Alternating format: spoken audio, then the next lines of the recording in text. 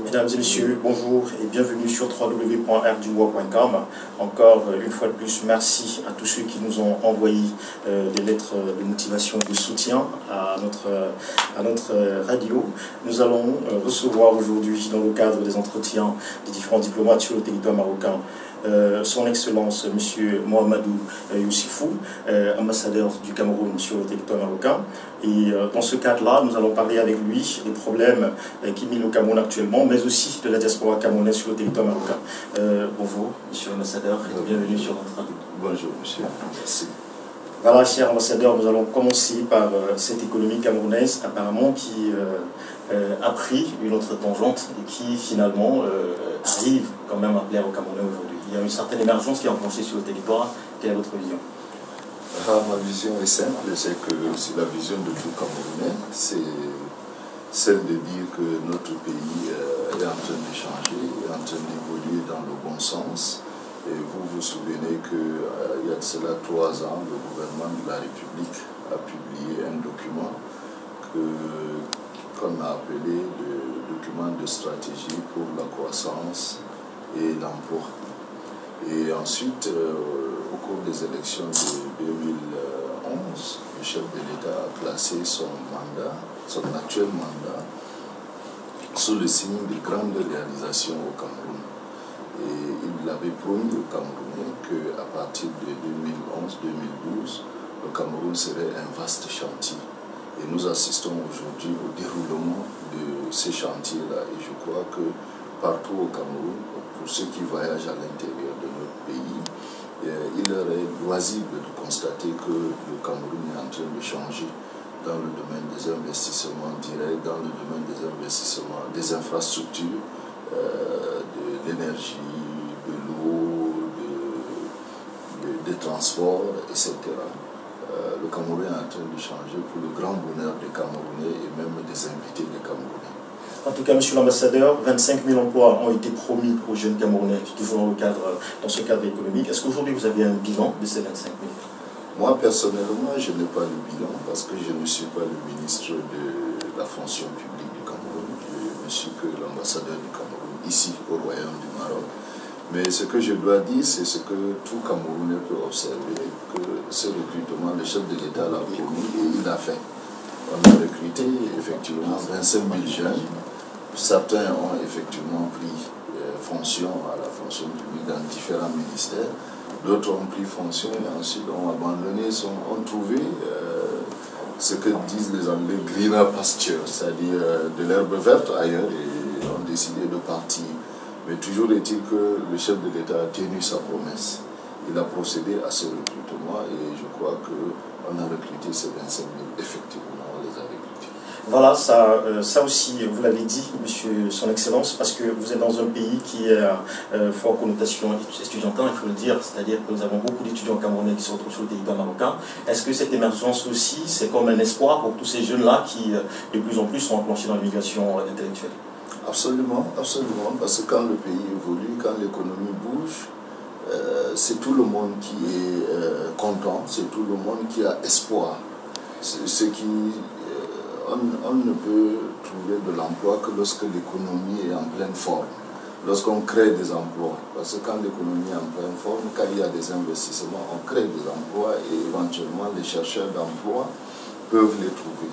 Et je crois que c'est une opportunité de plus pour tous ces Camerounais qui se forment à l'étranger et qui ont envie d'apporter leur expertise, leur contribution au développement de notre pays. Avec tous ces chantiers qui sont ouverts au Cameroun, beaucoup d'entre eux pourront trouver un emploi. En tout cas, toujours dans ce même cadre, tous ces étudiants, apparemment, au niveau du Cameroun, surtout ceux qui sortent du Maroc, nous avons ouï dire qu'ils ont parfois des soucis au niveau du recrutement par rapport à un certain doute sur leurs différents diplômes. Est-ce que vous êtes au courant de ça, M. Messala? Personnellement, non, mais chaque fois qu'il y a eu des doutes, le ministère de l'Enseignement supérieur nous a saisis directement avec les références de ces diplômes et les adresses des différentes écoles. Nous avons saisi les écoles pour les diplômes qui ont été délivrés régulièrement. Nous avons pu vérifier leur authenticité et communiquer au ministère de l'Enseignement supérieur pour homologation. Donc, bon, pour ceux qui, je justement ont de faux diplômes. Quand ça arrive, nous saisissons déjà parfois, l'adresse n'est pas bonne. Nous n'avons pas d'école ici, nous saisissons et les écoles ne réagissent pas. Mais je dois dire que 90 à 99% des cas, lorsqu'on nous saisit, les différentes écoles réagissent positivement. C'est-à-dire c'est des diplômes qui ont été régulièrement obtenus ici au Maroc. Et justement, quelles sont vos relations avec ces étudiants camerounais sur le territoire marocain? Grosso modo, les relations avec les étudiants sont bonnes et je dirais même très bonnes. Nous n'avons pas de problème avec les étudiants. C'est vrai que c'est une catégorie un peu fragile qui a des soucis de survie parfois. On a deux catégories d'étudiants ici au Maroc. Nous avons des étudiants boursiers du gouvernement camerounais et du gouvernement marocain. Et on a des étudiants qui sont venus à titre privé. Ceux qui sont venus à titre privé, bon, généralement, sont à la charge de leur famille, de leurs parents. Ils n'ont pas peut-être de problème, ils peuvent avoir des problèmes, mais ils savent à qui s'adresser lorsqu'ils ont des problèmes. Mais ceux des étudiants qui sont boursiers, parfois, quand il y a des retards dans le paiement de leur bourse, soit du côté du Cameroun, soit du côté du Maroc, nous saisissent, viennent nous voir pour nous dire, bon voilà, nous sommes là, ça fait 1 mois, 2 mois que nous n'avons pas perçu notre bourse et on aimerait que l'ambassade nous aide. Et nous saisissons le ministère de l'Enseignement supérieur de leur doléance et le ministère réagit toujours positivement, même si parfois ça traîne, mais quand même, le ministère réagit. Ouais, donc, il bénéficie d'une double bourse, une bourse marocaine et une bourse camerounaise que nous appelons complément de bourse. Oui. Mais les relations sont bonnes avec les étudiants, nous les recevons tout le temps, ils n'ont pas de problème majeur, leurs problèmes tiennent toujours à ce que j'ai dit, la survie. Et parfois le renouvellement de la carte de séjour. Vous savez, ici au Maroc, pour renouveler la carte de séjour, il faut justifier d'une adresse. Et la plupart de ces étudiants, quand ils viennent, ils oublient parfois d'homologuer leur contrat de bail. Parfois, c'est la mauvaise foi du bailleur, c'est-à-dire qui ne veut pas délivrer des certificats de bail parce qu'il ne veut pas payer des impôts. Ils ne peuvent pas payer ces impôts au Maroc.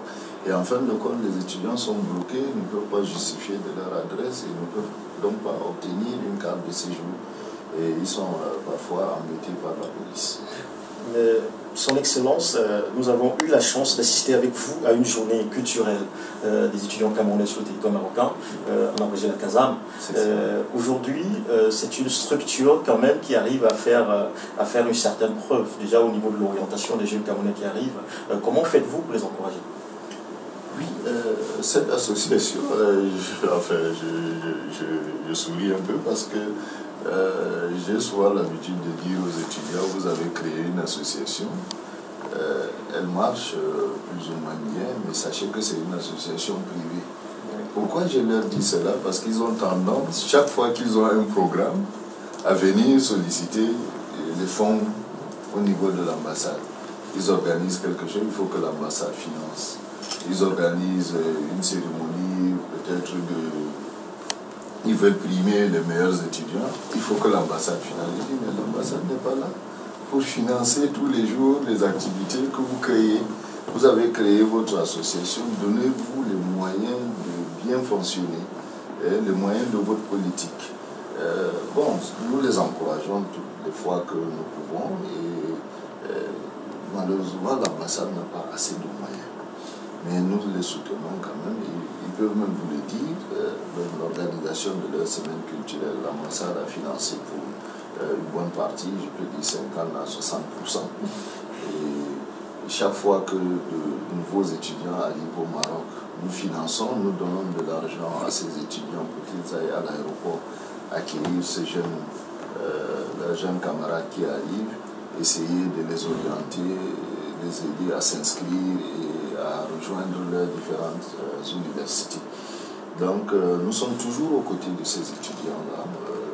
Je ne sais pas, s'ils pourront démentir. En tout cas, tous les jours, nous sommes avec eux. Parce que c'est des enfants, vous voyez, qui ont été arrachés à leur famille par le gouvernement. Nous avons l'obligation de les assister chaque fois qu'ils sont en difficulté. pas demandé, enfin, ils ont demandé peut-être à venir, mais ils sont à la charge du gouvernement. D'accord. Son Excellence aussi, pas mal de problèmes se posent aussi pour tous ces jeunes étudiants qui sont en train de nous écouter du côté du Cameroun et qui sont peut-être des étudiants au Maroc potentiellement. Quels sont les droits et devoirs des étudiants vis-à-vis de l'ambassade du Cameroun et vice-versa? Oui. Généralement, les Camerounais pensent toujours que l'ambassade est une petite banque. Oui, c'est-à-dire chaque fois que quelqu'un a un problème, il peut venir à la main, un problème financier, par exemple, il n'a pas payé son loyer, on veut l'expulser, il faut que j'aille voir l'ambassade. C'est une question de droit privé. Vous avez signé librement votre contrat, l'ambassade n'était même pas associée, et maintenant vous n'arrivez pas à honorer, et vous venez voir l'ambassade. Il y a un cas de décès, on vient voir l'ambassadeur pour que l'ambassadeur rapatrie le corps.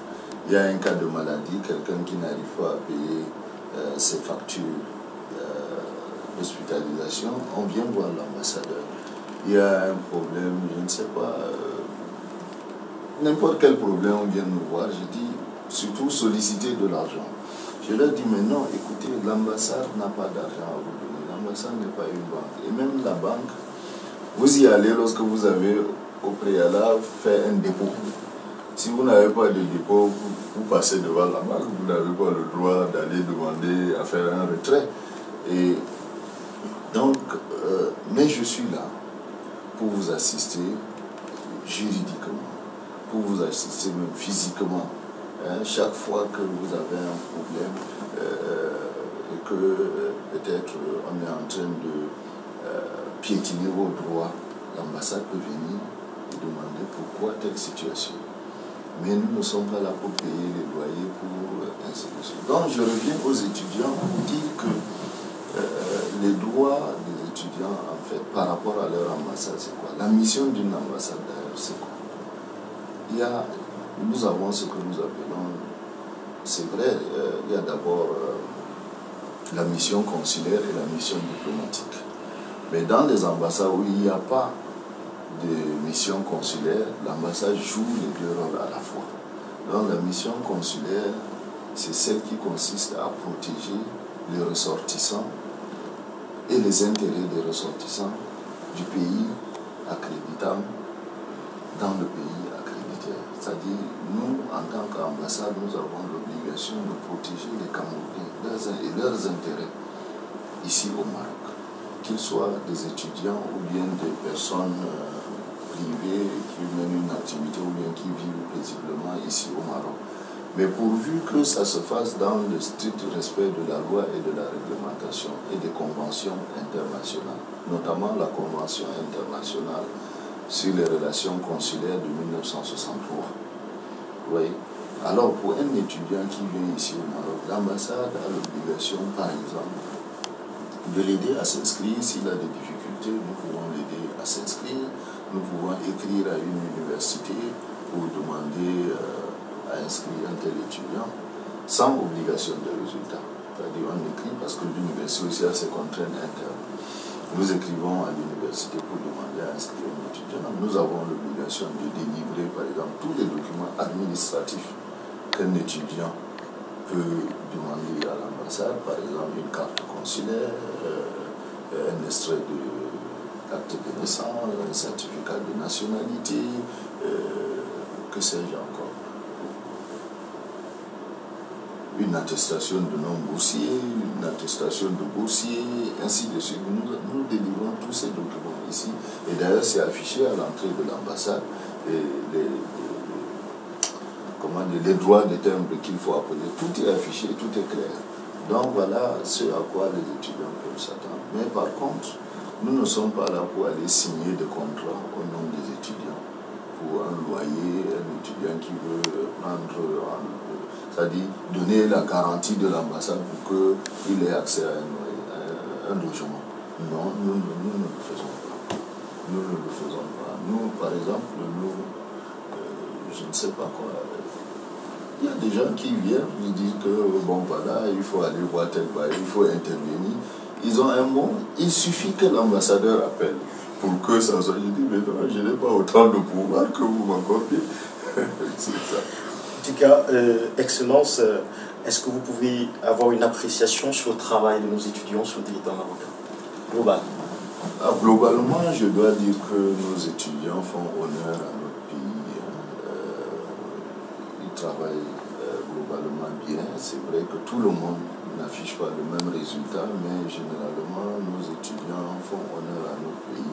Ils font du mieux qu'ils peuvent dans différentes universités. Je n'ai de cesse de leur dire qu'ils doivent, en toutes circonstances, essayer de donner la meilleure image d'eux-mêmes et de leur pays. Et généralement, les étudiants qui viennent à la fin de l'année réussissent leurs différents examens. Il y en a même qui réussissent avec brio l'entrée dans diverses écoles, grandes écoles marocaines et même françaises. Cette année, par exemple, nous avons eu, c'est vrai, on n'a pas le résultat de manière exhaustive, mais nous avons quand même un certain nombre d'étudiants qui ont pu intégrer l'école Mohamedia des ingénieurs, l'école, la faculté de médecine, la faculté de pharmacie, l'école nationale des sciences appliquées, à la suite de ça, de ceux qui étaient dans des classes préparatoires ou bien en faculté, ont présenté des concours et ont pu réussir. Il y en a même qui ont pu avoir des concours d'entrée à l'école centrale de Paris, l'école des mines, ainsi de suite. Donc, globalement, je peux dire que ça se passe bien. D'accord.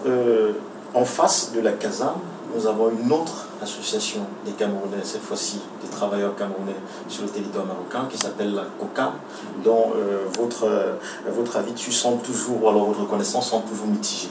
Est-ce qu'aujourd'hui, l'ambassadeur peut nous dire quelle est sa position exacte vis-à-vis d'un tel regroupement?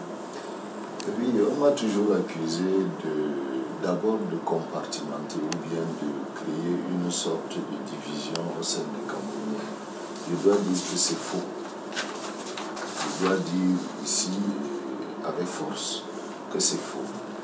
Et que la division qui s'opère au sein de la communauté camerounaise s'opère d'elle-même. J'ai essayé, en tout cas j'ai dit ici à l'ambassade que je ne traiterai jamais, au grand jamais, avec les associations ethniques. C'est-à-dire des gens qui viennent me voir, oh, nous sommes les associations de ressortissants de l'Ouest, nous sommes les associations de ressortissants du Nord, nous sommes les associations de ressortissants du Centre. Je dis jamais, moi je suis l'ambassadeur du Cameroun dans son ensemble. Vous me prenez comme tel ou bien vous me laissez. Je représente le Cameroun dans son ensemble. Mais maintenant, cette division qui s'opère au sein de la communauté, en fait, c'est que vous avez d'une part des étudiants, d'autre part quelques travailleurs, et ensuite le gros de la troupe qui est constitué de personnes qui sont venues, entre guillemets, c'est pas péjoratif, des aventuriers, c'est-à-dire des gens qui sont en aventure, qui sont venus, qui sont en transit, qui veulent traverser pour aller en Europe. Ils sont nombreux ici. Et cette catégorie n'a rien à voir, par exemple, avec ceux qui travaillent, qui ont une situation régulière. Et elle n'a encore davantage rien à voir avec les étudiants. Quelqu'un qui est venu juste pour faire ses études, se former et peut-être rentrer au Cameroun. Donc, compte tenu maintenant de la préoccupation, ou bien des occupations des uns et des autres, ils ne se mélangent pas. Surtout que les transitaires, c'est-à-dire ceux qui sont en transit, c'est un groupe de plusieurs personnes, de personnes de plusieurs horizons, et qui créent beaucoup de problèmes, qui n'ont pas de papier, de résidence, et ainsi de suite. Alors chacun, personne ne veut avoir des problèmes en fait, c'est de ça qu'il s'agit. En se disant que si je suis avec, ils peuvent me créer des problèmes. Voilà. Mais maintenant, s'agissant de ces deux organisations, avant que je n'arrive ici au Maroc, il y avait la CASAM, qui a été créée par les étudiants, les plus anciens étudiants du Maroc. Avant même l'ouverture de l'ambassade du Cameroun au Maroc, la CASAM existait déjà. Parce qu'il n'y avait pas d'ambassade, Et les étudiants camerounais se sont regroupés, ils ont créé la Kazam. Et à l'époque, nous avons notre doyen ici, M. Meyoupou Loé, qui vit au Maroc depuis 1970, qui est arrivé lui-même comme étudiant et s'est installé. Et c'était lui qui jouait le rôle de relais entre notre ambassade à Paris et la communauté estudiantine ici au Maroc. Donc la Kazam existait bien avant que la COCAM. Et quand je suis arrivé au Maroc, j'ai trouvé un embryon. Il y avait un groupe de personnes qui se disaient être les membres du bureau de l'association des Camerounais. Mais ça ne marchait pas. Il y avait un certain Yéné Fabien qui aujourd'hui est parti, il est en France, qui venait régulièrement. Et j'ai eu un moment besoin d'un interlocuteur, c'est-à-dire d'un groupe, c'est-à-dire un interlocuteur, quelqu'un qui représente toute la communauté camerounaise. J'ai d'abord essayé de travailler avec Yéné, ça a plus ou moins bien marché. Et quand il est parti, il y a eu un relâchement. Quand il y a eu ce relâchement, j'ai personnellement décidé de mettre sur pied une association. J'ai convoqué les Camerounais dans les jardins de l'ambassade ici. Je crois que nous avons reçu près de 200 à 400 Camerounais ici. Je leur ai posé le problème, j'ai essayé de mettre les jalons de cette nouvelle association. Ils ont créé un comité de rédaction qui a rédigé les statuts et les règlements intérieurs. J'ai corrigé les statuts et les règlements intérieurs et tout. Et nous avons finalement élu un bureau difficilement. Mais malheureusement, j'ai été déçu. J'ai été déçu par le bureau, par les responsables de ce bureau, qui étaient venus non pas dans le but de servir la communauté, les intérêts, parce que je leur ai dit c'est un travail difficile. Quand vous vous mettez au service des autres, ne regardez pas l'argent, ne regardez pas les petites différences ou les éclats de voix, parce qu'on va vous salir, on va vous insulter. Mais si vous avez la conviction de faire œuvre utile, continuez tout simplement. Mais ne venez pas dans le but de vous enrichir. Mais malheureusement, ceux qui sont venus étaient venus avec l'intention de s'enrichir. Ils sont venus me dire que si j'ai décidé d'organiser cette communauté, c'est parce qu'en réalité, on m'envoie de l'argent pour la communauté. C'est-à-dire que du Cameroun, on m'envoie de l'argent et que je cherche un moyen pour les doubler. C'est-à-dire ne pas leur donner cet argent, je les organise et je veux organiser une sorte de détournement de fonds. Et moi j'ai été très choqué, j'ai dit mais non, c'est pour vous amener à vous prendre en charge. Parce que j'ai constaté qu'il y avait beaucoup de problèmes au sein de la communauté, surtout la communauté des transitaires. Les gens tombaient malades, ils n'avaient pas d'argent pour se soigner, et il n'y avait aucun moyen pour leur venir en aide.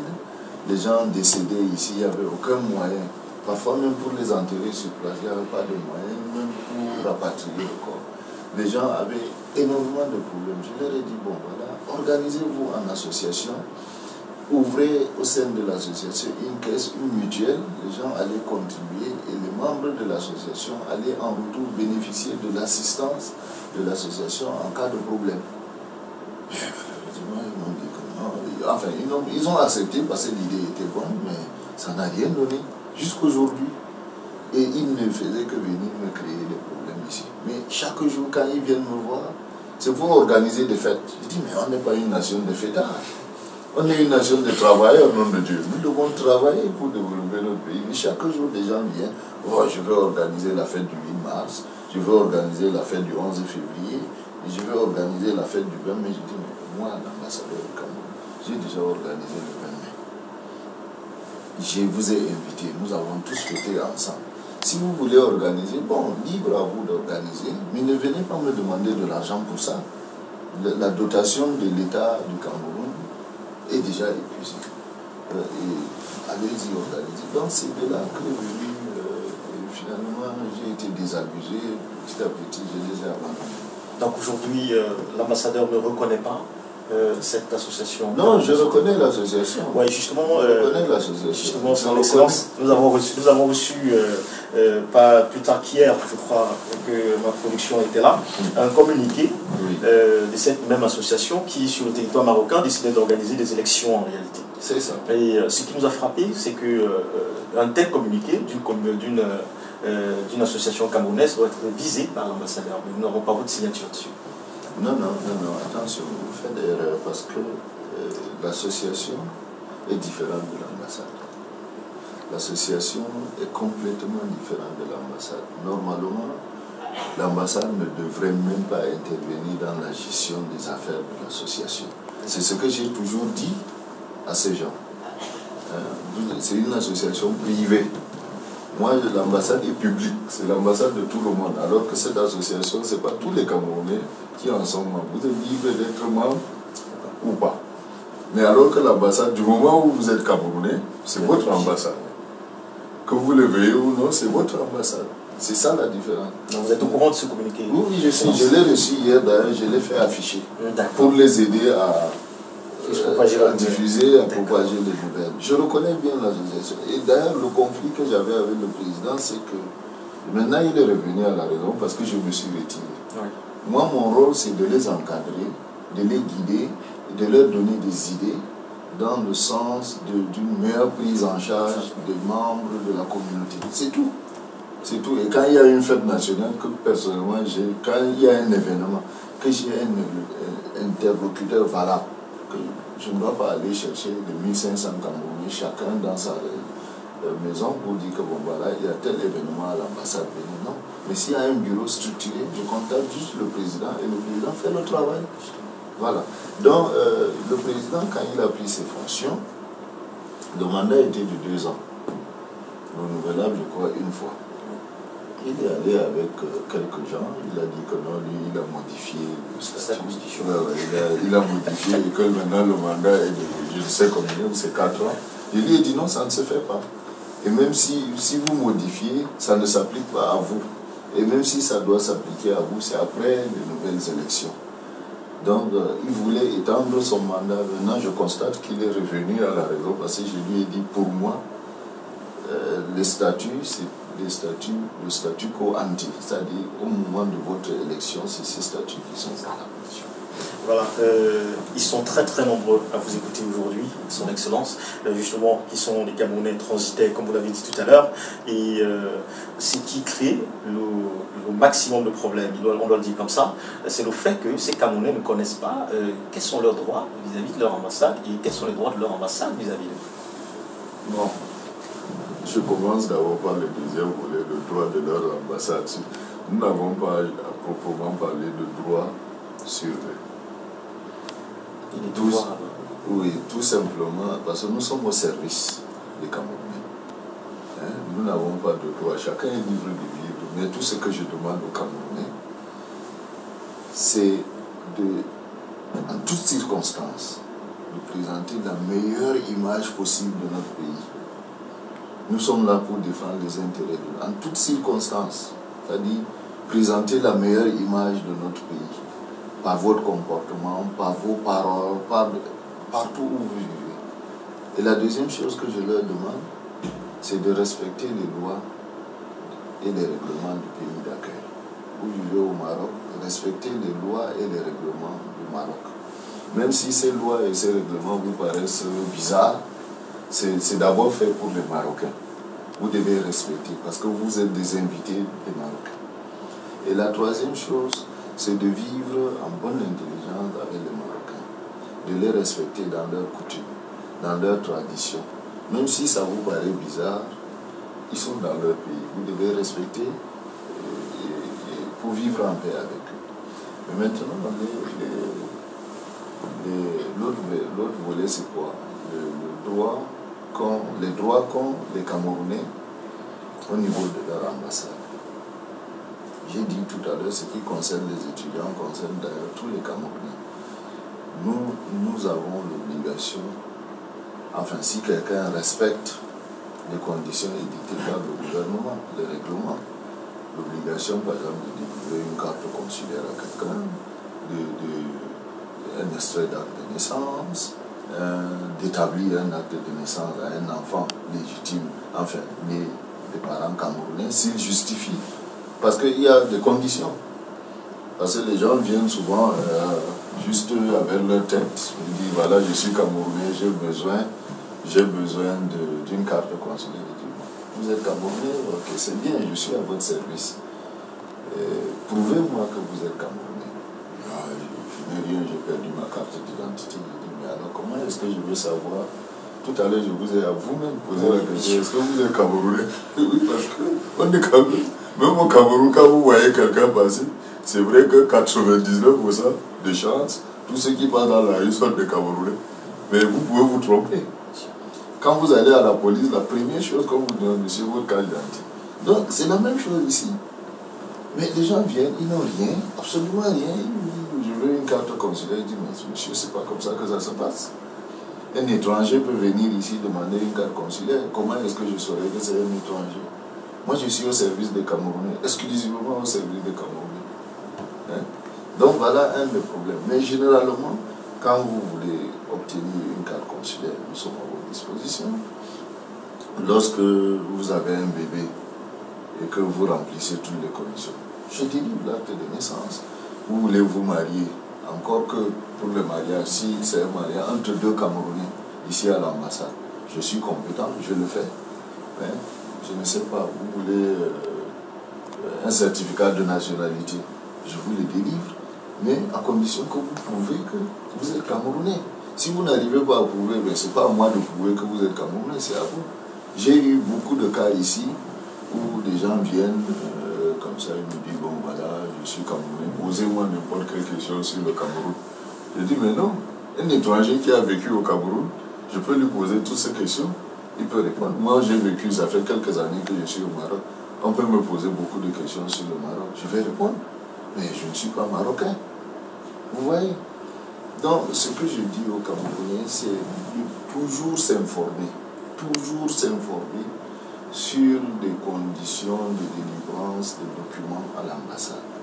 Et je dis aux Camerounais que je n'ai pas besoin de rencontrer physiquement quelqu'un pour lui délivrer un document.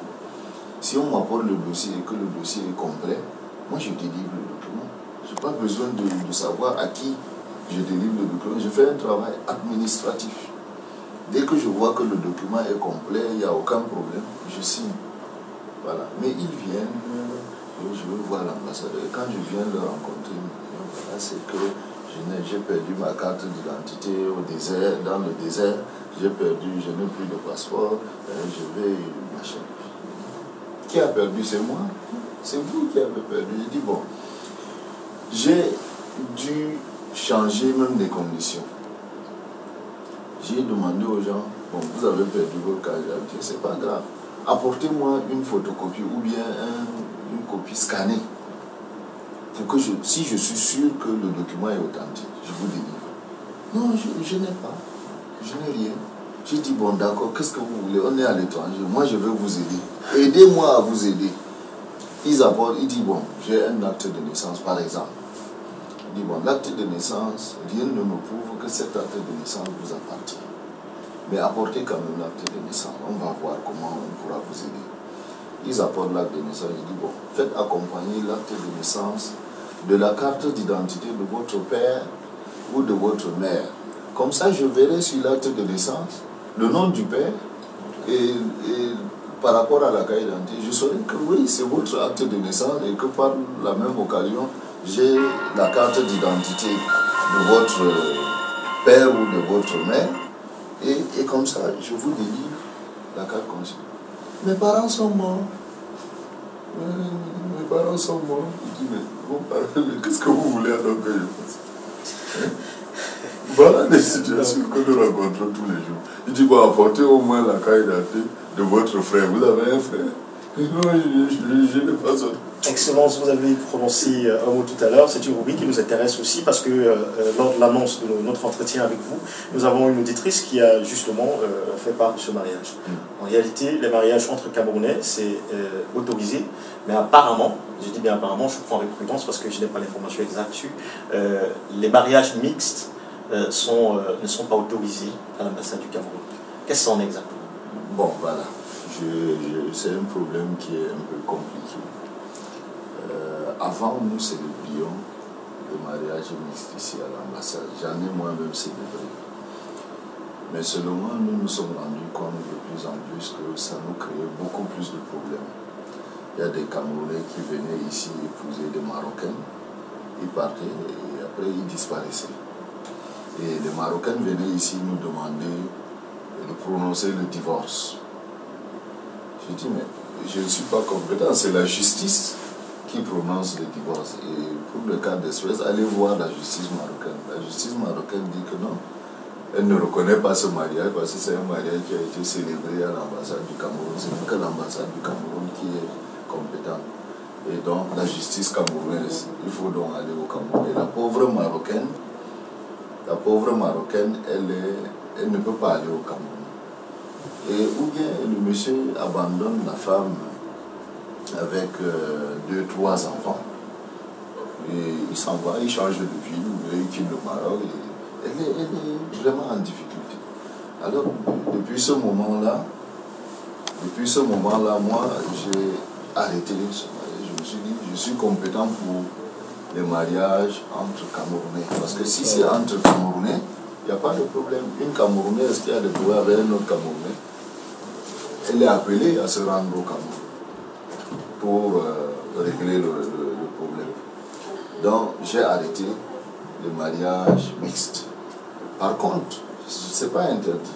Si vous voulez épouser une Marocaine, parce qu'on ne doit pas légiférer dans la sphère privée, c'est-à-dire obliger quelqu'un à épouser obligatoirement une Camerounaise. Non. Si vous voulez, j'ai dit aux Camerounais, et c'est affiché là à l'entrée, pour ceux qui veulent épouser des personnes d'une autre nationalité, parce qu'il ne s'agit pas seulement de Marocains. Vous pouvez épouser une Française, une Anglaise, une Américaine, une Canadienne, et tout de suite, même une Congolaise. Vous allez à la mairie, chez les Marocains. Vous allez chez les Marocains, vous contactez le mariage, normalement on vous délivre un acte de mariage marocain. Et maintenant vous venez à l'ambassade avec cet acte de mariage. Je vous donne ce qu'on appelle en jargon diplomatique la transcription de l'acte de mariage. C'est-à-dire je prends l'acte de mariage marocain et je réécris, je vous donne l'acte de mariage camerounais, sans célébrer. Vous comprenez? Vous avez une copie, une transcription. C'est-à-dire, nous, maintenant, nous reconnaissons le mariage célébré par le Marocain. Et avec ça, vous pouvez, à l'avenir, vous présenter à l'ambassade pour établir les actes de naissance de vos enfants. Et en cas de problème, vous pouvez porter l'affaire devant la justice marocaine parce que vous avez un document marocain. C'est comme ça que nous avons résolu le problème. Mais à l'époque, les femmes venaient, on a eu tellement de problèmes ici. Et les femmes venaient avec des enfants pour nous dire que bon, voilà, je suis venu demander le divorce. Mais madame, je ne paie rien. Donc c'est pour ça. Mais entre deux Camerounais, il n'y a aucun problème. Ils peuvent se présenter à tout moment, ils remplissent les conditions. Nous vérifions au Camerounais si le monsieur, au Cameroun, pardon, si le monsieur ou la dame est compétent pour contacter un mariage, parce qu'il y a des cas de bigamie. Et quand tout est vérifié, on célèbre. D'accord. Excellence, c'est l'avant-dernière question pour sortir de cette rubrique sociale. Le Maroc aujourd'hui connaît un fort effectif de Camerounais qui sont justement en situation irrégulière et ça remet sur la table le problème de l'immigration clandestine qui ruine encore notre pays. Est-ce qu'aujourd'hui, dans le gouvernement camerounais, il y a des méthodes de dissuasion qui sont développées pour pouvoir empêcher ces jeunes-là de partir? Je pense, oui, parce que c'est un problème capital, c'est un problème qui est pris à bras le corps par le gouvernement. J'ai dû recevoir plusieurs fois des correspondances du chef du gouvernement qui s'inquiète de la situation. Et vous vous rappelez, si vous fréquentez régulièrement l'ambassade, qu'au mois de décembre 2013, une mission d'ailleurs est venue du Cameroun, composée des représentants du ministère des Relations extérieures, de la police nationale, pour s'enquérir donc de la situation. Et on a plusieurs fois organisé, ou bien à travers la radio, la télé, des campagnes de dissuasion, des spots publicitaires, ainsi de suite. Il y a des ONG d'ailleurs parfois créé par des Camerounais du Maroc qui sont allés au Cameroun sensibiliser à travers la télévision nationale ou la télévision privée. Mais malheureusement, les gens n'écoutent pas, les gens pensent que c'est faux, qu'ils peuvent toujours continuer à tenter leur chance. Et c'est vraiment dramatique parce que les Camerounais viennent et tout le temps, c'est comme s'ils étaient majoritaires. Je n'ai pas de statistiques, mais tout le temps, ils meurent dans l'eau, ils meurent en cherchant à traverser par tous les moyens, par la nage, par la force. Ils vivent dans des conditions difficiles, en brousse, comme des animaux. Ils meurent de maladies, ainsi de suite, la précarité de la vie. Donc, nous avons essayé de... J'ai fait tout un dossier d'ailleurs que j'ai adressé au gouvernement et on a essayé aussi au niveau du pays donc, de sensibiliser les jeunes. Mais malheureusement, vous savez, l'attrait qu'exerce l'Europe ou bien le monde occidental sur les Camerounais est tellement fort que les gens croient qu'on les trompe. Il y a la télé aujourd'hui, lorsque les gens regardent la télévision, les feuilletons, ils pensent que tout le monde en Europe vive comme on vit dans les feuilletons. Mais c'est faux. C'est faux, c'est-à-dire l'Europe véhicule une image de rêve auprès des Camerounais, qui croupissent dans la pauvreté. Ouais, et donc c'est ça qui pose problème, on n'arrive pas à endiguer ce phénomène. Voilà. Au vu de tout ce qui a été dit, ce qui peut ressortir, c'est que la diaspora camerounaise aujourd'hui assiste à une certaine scission. C'est-à-dire, nous avons d'un côté la Kazan, nous avons d'un autre côté la Kokam qui tend à se construire, difficilement, il faut le souligner. Son Excellence, est-ce qu'aujourd'hui vous pensez qu'il faut une unité de ces deux associations pour former une diaspora forte sur le territoire? Ce serait très très difficile de fusionner la Kokam et la Kazan. Je vous ai donné des explications tout à l'heure. Les uns, c'est une association qui regroupe essentiellement les étudiants, que les étudiants. Mais au sein, lorsque j'ai créé la Kokam, parce que je dis toujours j'ai créé la Kokam, parce que c'est moi qui l'ai créé, il y a beaucoup de témoins, et nous avons écrit ensemble les statuts. Et j'ai fait en sorte que tous les groupes soient représentés là-dedans, que même les étudiants soient représentés dans la Kokam. Mais quand ils sont venus, dès le premier jour, ils se sont retrouvés à l'étroit. Ils m'ont dit que non, vraiment, ils pensent qu'ils peuvent pas. Ils m'ont rien dit, mais ils ne vont plus. Ils se sont retirés tranquillement. Vous voyez. Mais la Kokam est faite pour tous les Camerounais. Que vous soyez étudiant, travailleur ou bien transitaire, ma vision c'était que ça devait regrouper tous les Camerounais. Mais à l'intérieur, il peut y avoir des associations. J'ai dit par exemple des associations, même des villages. Les gens venaient m'embêter. Oui, des regroupements ethniques ou tribaux, pardon. J'ai dit, moi personnellement en tant qu'ambassadeur, je ne travaillerai jamais avec ce regroupement. Mais par contre, ces regroupements peuvent faire partie, doivent même faire partie de la Kokam. Même y compris les étudiants. Mais maintenant, ils peuvent mener leurs activités en marge de la Kokam. C'est-à-dire quand ça concerne exclusivement les étudiants, par exemple une semaine culturelle des étudiants, bon, ça ne concerne que les étudiants. On est allé à l'école mohamédienne des ingénieurs. Non, la Kazan peut traiter de cette affaire, peut l'organiser. Mais quand c'est la fête nationale ou bien quand c'est quelque chose qui concerne le Cameroun, c'est la Kokam, tout le monde est là-dedans. Mais malheureusement, il y a tellement de querelles à l'intérieur, tellement. Quelqu'un qui prend, on te dit, voilà, c'est un bêtis qui dirige. En tout cas, nous avons très bien compris son Excellence. Il y a une nouvelle politique migratoire marocaine depuis le 2 janvier 2014, justement pour pallier à ce problème d'immigration clandestine. Et puisque le Maroc était pays de transit, ils sont passés depuis le 2 janvier en pays d'accueil et ont décidé de régulariser massivement. C'est déjà une politique migratoire qui s'étend sur deux volets, c'est-à-dire une régularisation et une autre phase d'intégration. Déjà, comment est-ce que vous aidez vos compatriotes à pouvoir bénéficier de cette régularisation? Voilà. Ça fait partie de notre mission. C'est-à-dire protéger les Camerounais et protéger leurs intérêts. Nous ne pouvons qu'accueillir cette décision du gouvernement marocain avec beaucoup d'enthousiasme et de reconnaissance aussi, parce que rien ne les oblige à régulariser cette situation. Donc, et nous sommes là pour faciliter la tâche aux Camerounais.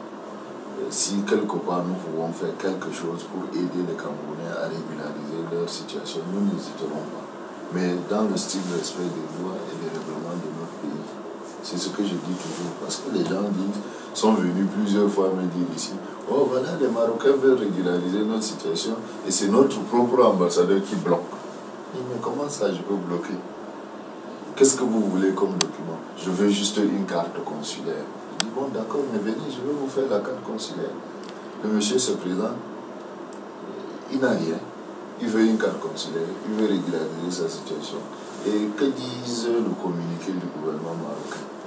On régularise pour ceux qui peuvent justifier d'au moins de 5 ans de résidence. Ou bien ceux qui ont des conjoints marocains, ou bien ceux qui sont mariés à une personne en situation régulière. Voilà. Justifiant au moins de 2 ans de vie commune. Mais est-ce que c'est moi, l'ambassadeur du Cameroun, qui doit justifier tout ça? Vous devez prouver que vous avez 5 ans de vie au Maroc. C'est à vous de prouver, c'est pas moi l'ambassadeur. Mais lorsque le monsieur vient et qu'il est entré au Maroc comme une marchandise, pas même comme une, parce que souvent les marchandises entrent, il y a des déclarations de douane. Il est entré comme le vent. Il n'a aucun papier, hein, aucun document. Il est entré comme ça, comme il entre dans sa maison. Et il vient maintenant me dire de justifier qu'il a 5 ans. Je dis, mais je vais justifier comment? Vous êtes entré quand? Par où? Moi, je suis venu à pied par le désert et tout, je n'ai rien, machin. Je dis, mais quand moi je ne sais pas, je ne peux rien faire. Vous n'avez même pas de carte d'identité. Que voulez-vous que je fasse dans ce genre de situation? Moi, ambassadeur du Cameroun.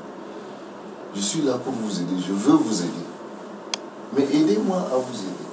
Alors, il me dit, non, on demande juste la carte consulaire. Je dis, bon, vous savez, le règlement du Cameroun dit qu'on ne délivre que la carte consulaire. On ne délivre la carte consulaire qu'aux personnes en situation régulière.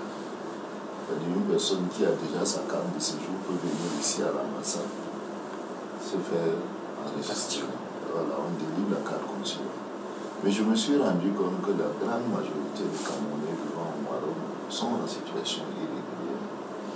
J'ai dit, bon, c'est pas à moi de traquer les Camerounais. C'est au gouvernement marocain de voir qui est en situation régulière et qui n'est pas. Moi, c'est pas mon travail. Alors, j'ai décidé de délivrer la carte consulaire à tout Camerounais qui en fait la demande, qui apporte juste son passeport ou sa carte nationale d'identité. Dès que vous me prouvez que vous êtes Camerounais, je vous délivre la carte consulaire. Mais alors les gens sont venus me dire, non, on n'a pas de passeport, on n'a pas de carte d'identité. C'est là encore que j'ai rabaissé. J'ai tenu une réunion ici avec des gens, ils disent, mais qu'est-ce que vous voulez? Je dis, non, on va vous apporter l'acte de naissance. Je dis, non, l'acte de naissance n'est pas valable. Parce que rien ne me prouve qu'un acte de naissance vous appartient. Je peux prendre votre acte de naissance et dire que c'est le mien. Personne ne peut prouver le contraire. Bon, dans ce cas, vous accompagnez l'acte de naissance avec la carte d'identité de vos parents. Et là même, il y en a qui viennent me dire, non, mes parents sont morts, personne. Vous savez, en réalité, bon, c'est pas des choses qu'on dit en public, mais il y a un peu de tout dans ce groupe de Camerounais, un peu de tout. Bon, on fait avec. Voilà, nous allons rentrer dans la sécurité intérieure du Cameroun, on va briefer dessus, parce que c'est aussi important qu'on ait votre avis. Depuis un certain temps, le nord du Cameroun se trouve déstabilisé.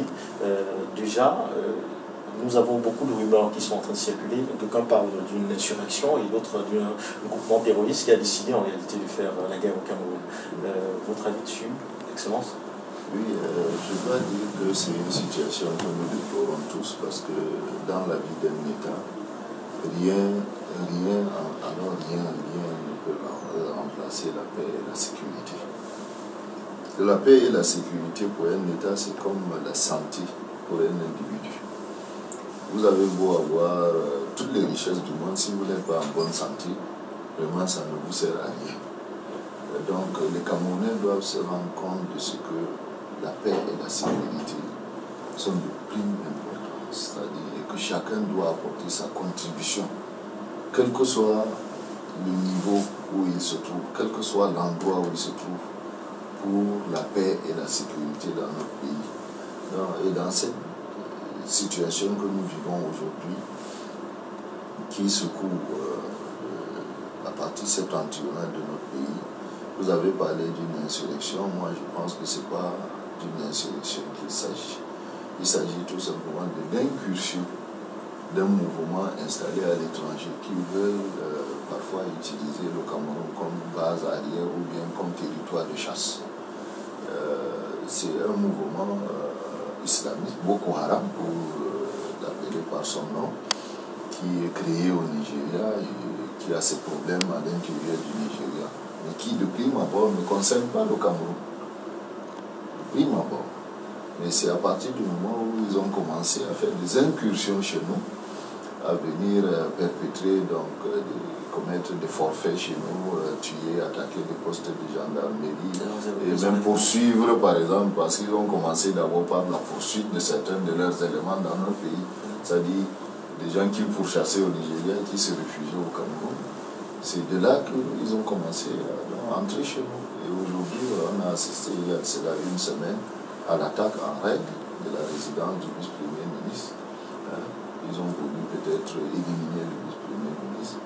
Heureusement qu'il n'était pas là, mais ils ont tué plusieurs membres de sa famille et ils ont même pris son épouse en otage et le sultan de la localité. Moi, je crois que c'est des faits très très graves et le chef de l'État a pris la mesure de la gravité de cette situation. On a dépêché, on a déployé plusieurs éléments de notre force de défense et de sécurité là-bas.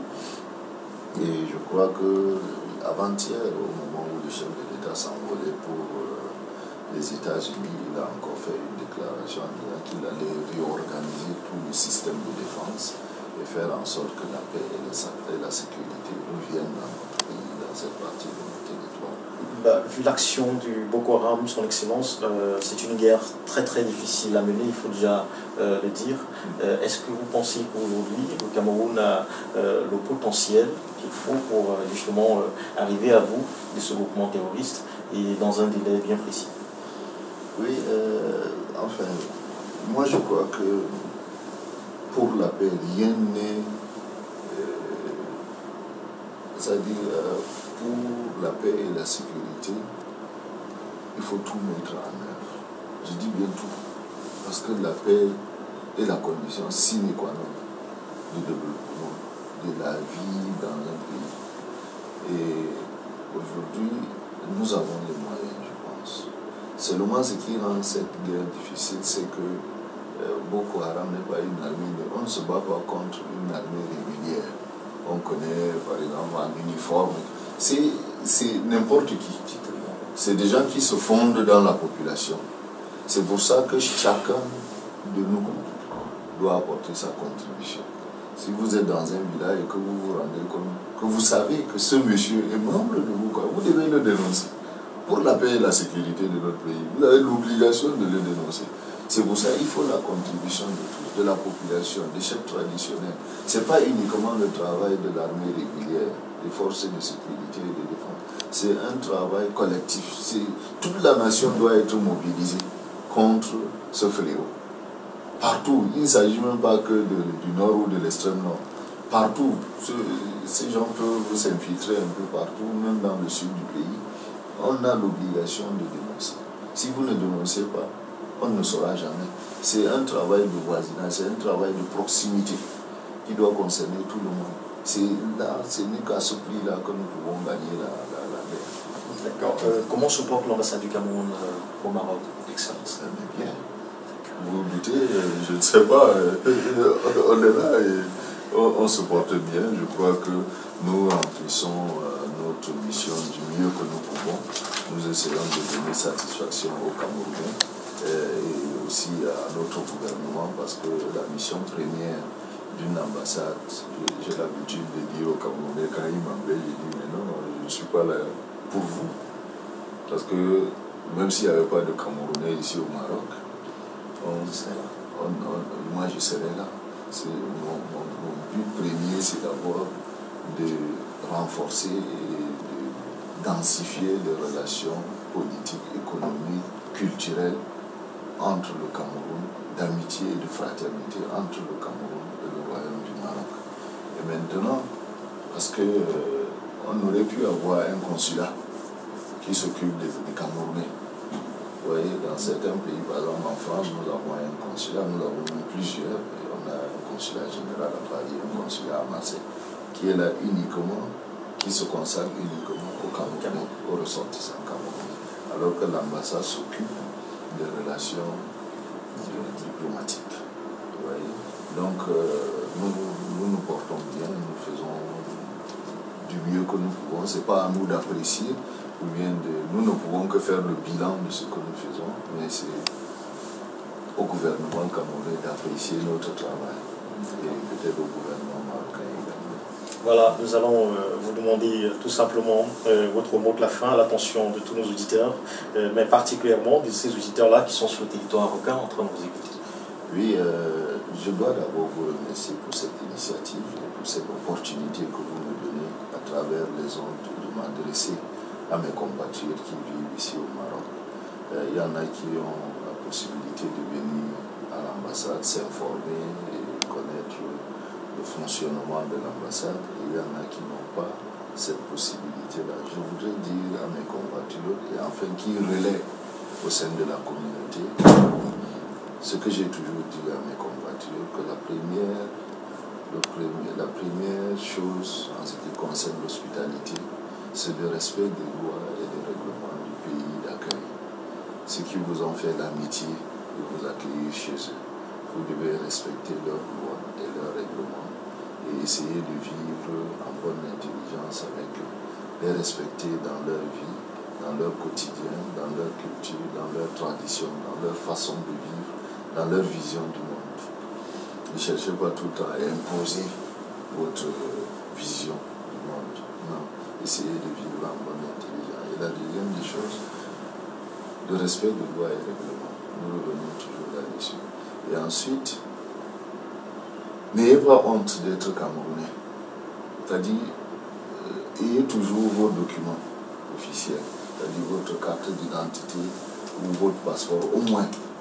Parce que beaucoup, j'ai comme le sentiment, est-ce qu'ils ont honte d'être Camerounais? Moi, je dirais, si vous avez honte d'être Camerounais, moi, je n'ai pas honte d'être Camerounais. Je suis l'ambassadeur du Cameroun et des Camerounais. Donc, ne venez ici que si vous êtes sûr que vous êtes Camerounais. C'est-à-dire, vous pouvez prouver. Et quand vous décidez d'aller en aventure, donnez-vous les moyens. Enfin, peut-être pas, je ne parle pas de l'argent. Les gens partent, ils font disparaître leur passeport, leur carte d'identité, et après ils se retrouvent dans un engrenage. Je dis, mais non, lorsque vous décidez de partir, donnez au moins la photocopie de vos documents à un membre de votre famille.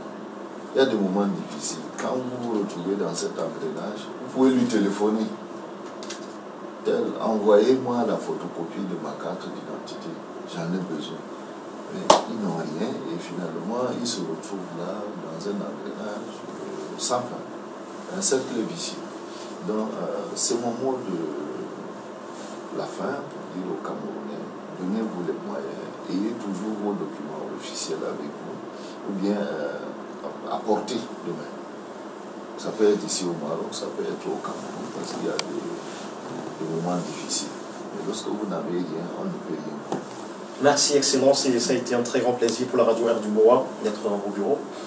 Le plaisir est partagé. Je voudrais sincèrement vous remercier pour cette opportunité et vous encourager dans le travail que vous faites d'information. Vous informez les Camerounais, qu'ils soient ici au Maroc ou bien hors du Maroc. Je vous encourage, je vous incite à aller de l'avant. Et surtout, faites du bon travail et soyez, comment dirais-je, impartiaux dans le traitement. Parce que souvent, vous savez, chez nous, les gens vous donnent des biaises, des informations et disent des faussetés sur des gens, ce qui n'est pas bien. Merci, merci Son Excellence et merci à vous, chers amis auditeurs. Je sais que vous allez être très très nombreux à réagir sur cet entretien avec Son Excellence M. Mohamedou Issoufou sur le territoire marocain. Nous allons nous permettre de relire vos interventions, mais pas cette fois. Je pense sur la matinale de demain. Je tiens à remercier tous ceux qui nous ont écoutés depuis le Cameroun et tous ceux-là qui ont été sur le territoire marocain.